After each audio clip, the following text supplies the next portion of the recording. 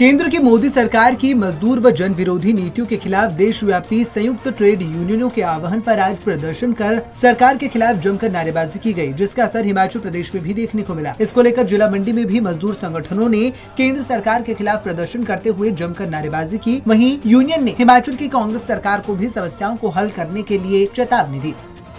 देश के अंदर मजदूरों को, किसानों को, आम जनता को धर्म के नाम पे, जाति के नाम पे, क्षेत्र के नाम पे लड़ाने का जो काम है वो कर रही है। एक ऐसा माहौल पूरे देश में खड़ा कर दिया गया है कि एक मजदूर दूसरे मजदूर को जाति के आधार पे, धर्म के आधार पे उसका मार काट करने के लिए तैयार हो रहा है। और ये नीतियां मोदी की, आरएसएस की जो नीतियां हैं उनका परिणाम है।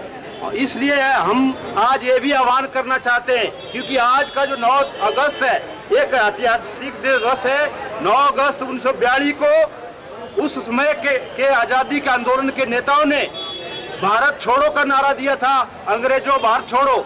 आज हम इस आंदोलन के माध्यम से ये भी नारा देने जा रहे हैं कि 2024 के अंदर इस देश की सत्ता से नरेंद्र मोदी की सरकार को जो है वो गद्दी छुड़वाने के लिए जो अभियान है वो भी आज से शुरू हो रहा है।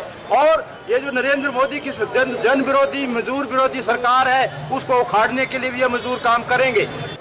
जो मजदूर जिनको अलग अलग जो निर्माण कार्यों में काम कर रहे हैं, चाहे वो 4 लेन में हैं, चाहे हाइडल प्रोजेक्ट के अंदर हैं, रेलवे के अंदर हैं, उन सब जगहों पे जो श्रम कानून है वो सही से जो कंपनियां हैं वो लागू नहीं कर रही हैं। इसलिए हम जो हिमाचल की सरकार है उसने एक और जन विरोधी फैसला लिया है, वो ये है कि जो राज्य श्रमिक कल्याण बोर्ड है हिमाचल प्रदेश का, जिसके 4.5 लाख मजदूर पंजीकृत हैं, उसके सदस्य हैं, उनके जो लाभ हैं वो भी इस सरकार ने रोक दिए हैं। तो हमारा ये मांग है कि ये कुछ जो राज्य स्तर की मांगे हैं वो हमें चाहेंगे कि प्रदेश की जो कांग्रेस पार्टी की सरकार है उनको जल्दी हल करे, और जो दिल्ली से जुड़े हुए मसले हैं वो दिल्ली की जो सरकार है, नरेंद्र मोदी की जो सरकार है, उनको हल करे। इसलिए जो प्रदर्शन है आज यहाँ मुख्यालय पे हो रहा है।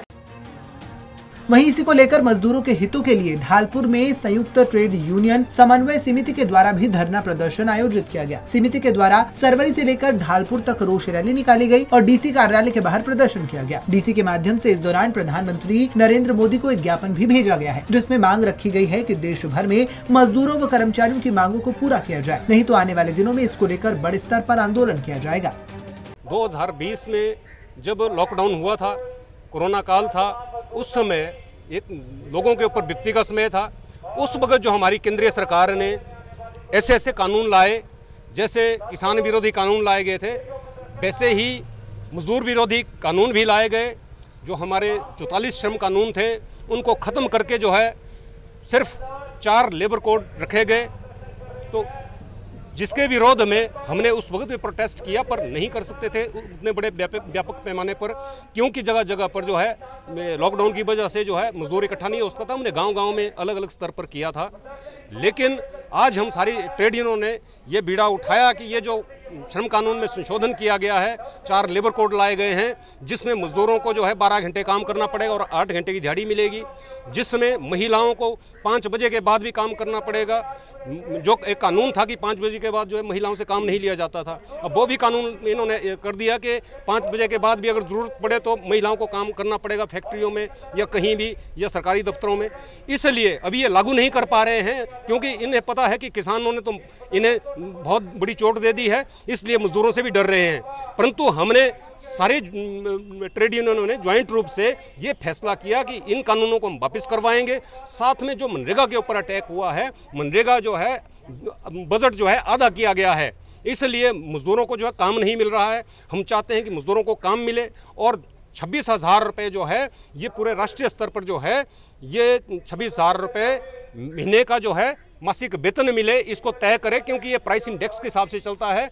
अब महंगाई बहुत बड़े पैमाने पर हुई है। हम ऐसे नहीं बोल रहे हैं कि 26,000 हो, ये इसलिए बोल रहे हैं कि 26,000 होनी चाहिए, क्योंकि महंगाई के हिसाब से जो है अब 26,000 रुपये बनते हैं प्राइस इंडेक्स के हिसाब से। केरला सरकार आप देख सकते हैं, केरला सरकार जो है वामपंथियों की सरकार है, वहाँ 26,000 रुपये जो है मासिक वेतन लोगों को दिया जा रहा है, चाहे वो प्राइवेट कंपनियां हैं चाहे वो सरकारी है, मिनिमम वेज जिसको हम बोलते हैं। इसलिए हम चाहते हैं कि यहाँ भी उस तरह से लागू हो और सारे मजदूरों को मिले और प्राइवेटाइजेशन बंद हो। गौर हो कि केंद्रीय ट्रेड यूनियनों के राष्ट्रीय आह्वान पर आज भारत छोड़ो आंदोलन की शुरुआत होने के ऐतिहासिक दिन पर जहां केंद्र सरकार की नीतियों के खिलाफ जमकर आवाज बुलंद की गई, वहीं उन्होंने केंद्र सरकार द्वारा मजदूरों के लिए नए लेबर कोड को रद्द करने की मांग भी की गई। खैर, अब देखना ये होगा कि सरकार के नाम ज्ञापन देने के बाद अब आने वाले दिनों में केंद्र सरकार इस पर क्या कुछ फैसला लेती है। पंजाब केसरी टीवी के लिए मंडी से सीमा शर्मा के साथ कुल्लू से मनविंदर अरोड़ा की रिपोर्ट।